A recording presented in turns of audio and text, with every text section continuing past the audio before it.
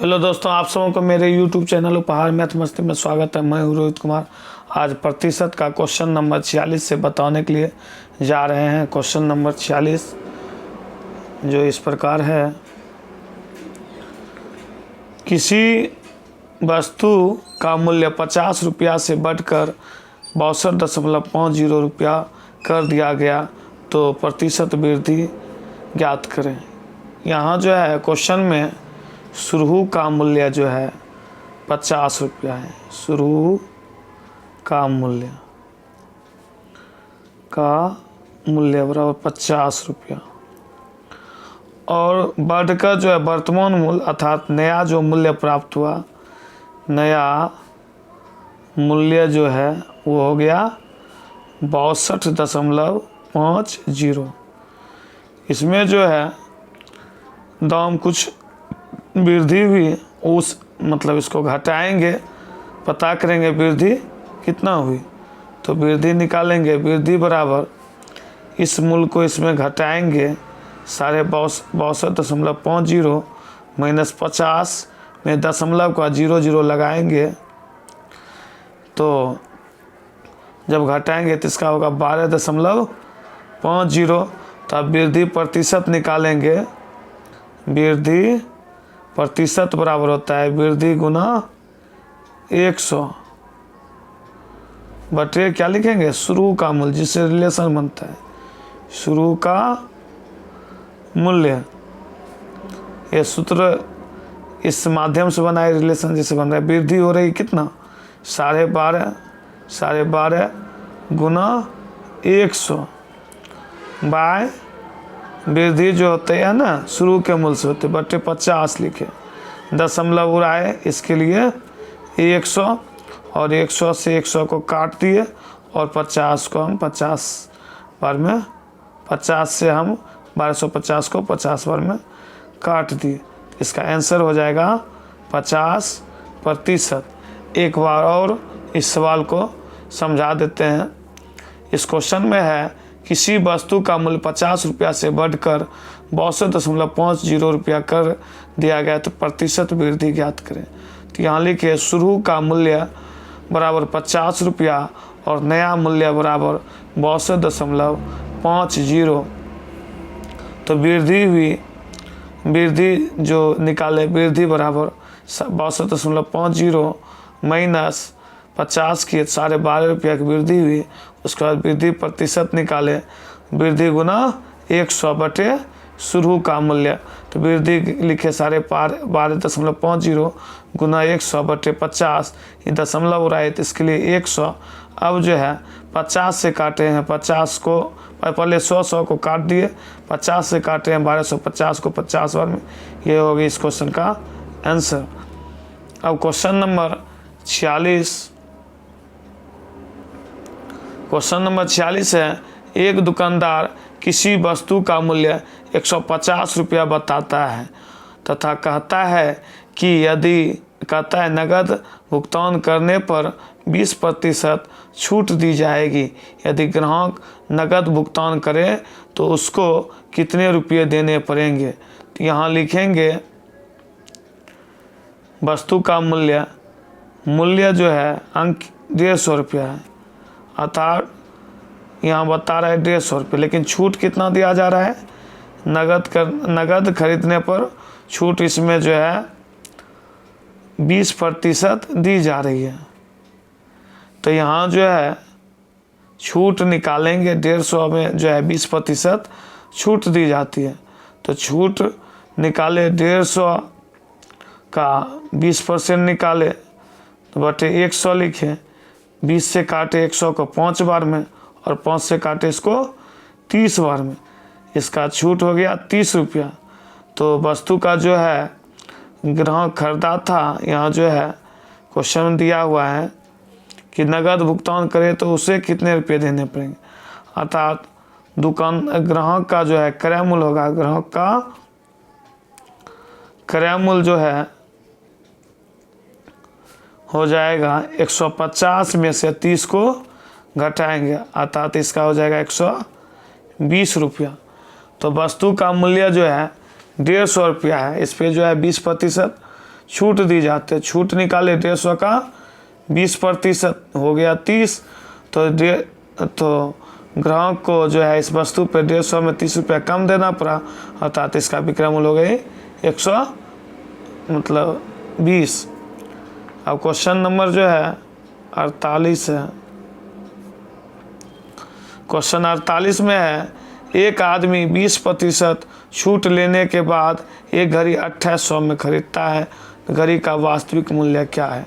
तो यहाँ लिखेंगे घड़ी का वास्तविक मूल्य नहीं दी हुई है, वास्तविक मूल्य बराबर लिखेंगे x। छूट जो है 20% दी जाती है, अर्थात 20% छूट दी जाती है। तो यहाँ लिखेंगे घड़ी का विक्रय मूल्य, डायरेक्ट लिख देते हैं विक्रय मूल्य, समझ जाइएगा ये घड़ी का ही विक्रय मूल्य निकाल रहे हैं।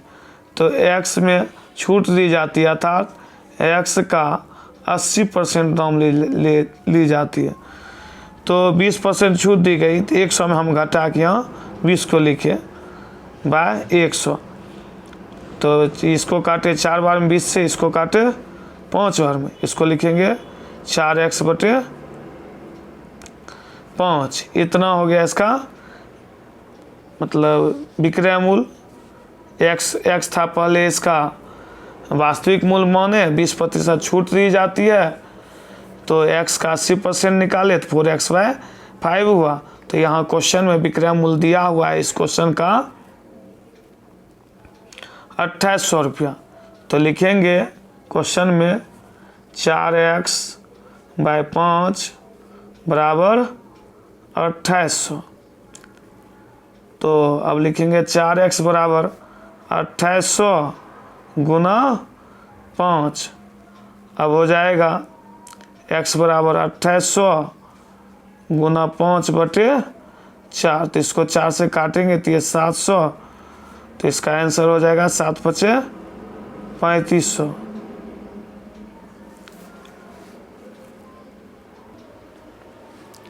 अब क्वेश्चन नंबर जो है 49 है।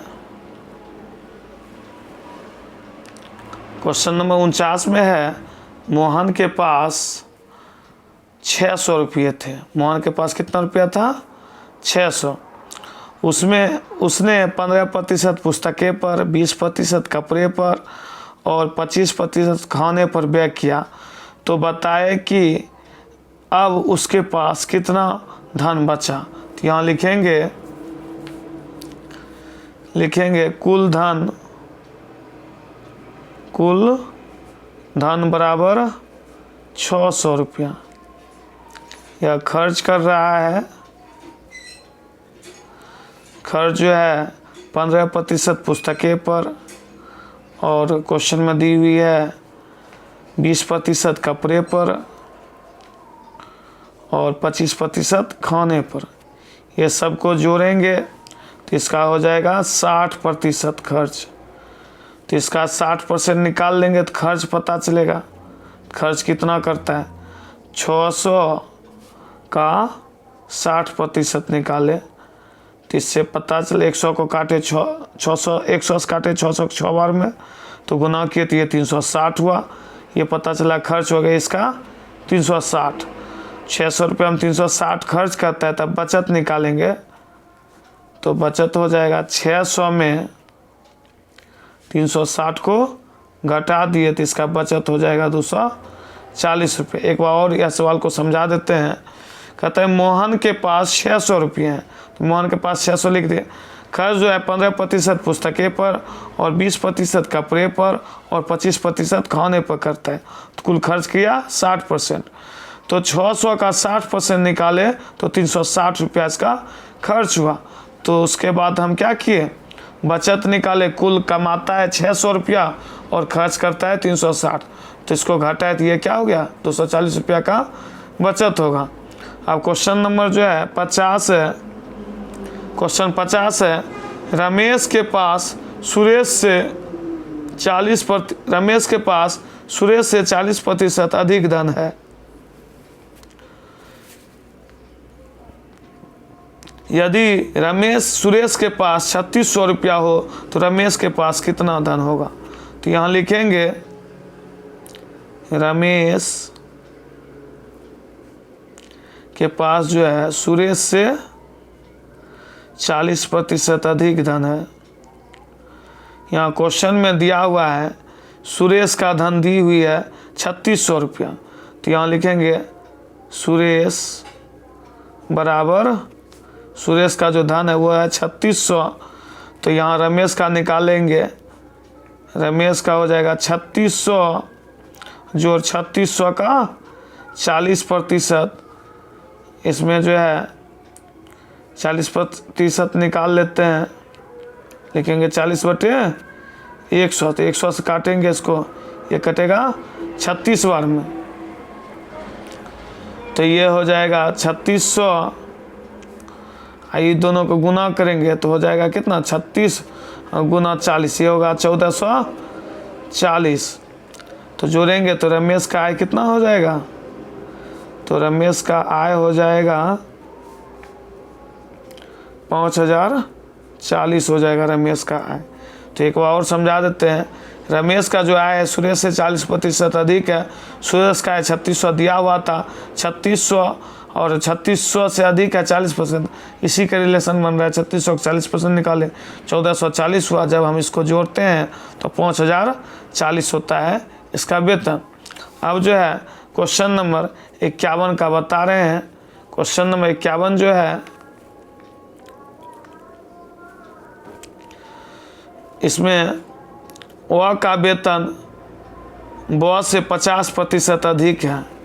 लिखेंगे ओ का जो वेतन है ब से 50% अधिक है।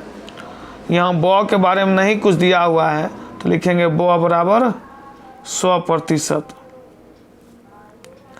तो ब का तो वैल्यू लिख लिए 100%। अब जो है ओ का निकालेंगे तो ओ बराबर 100% प्लस 50%, ये दोनों को जोड़े तो हो गया 150%। अब इस क्वेश्चन में जो है 51 में ओ का वेतन दिया हुआ है 30 रुपया। तो ओ बराबर लिखेंगे 30 रुपया। तो क्वेश्चन पूछा रहा है ब का वेतन बताएं। तो ब का निकालना है, ब का वेतन जो है हम 100% माने हैं लेकिन ब का वेतन निकालने कहा जा रहा है। तो इसको बनाएंगे कैसे, यहाँ ध्यान से देखना है। तो ओ का वेतन दी हुई है 150% और 150% का वैल्यू 30 बताया जा रहा है। और ब का जो है 100% है और 100% बराबर हम लिखेंगे x, क्रॉस मल्टीप्लाई करेंगे 150 गुना x और 30 गुना 100 लिखेंगे। अब x बराबर हो जाएगा 30 गुना 100 बटे 150।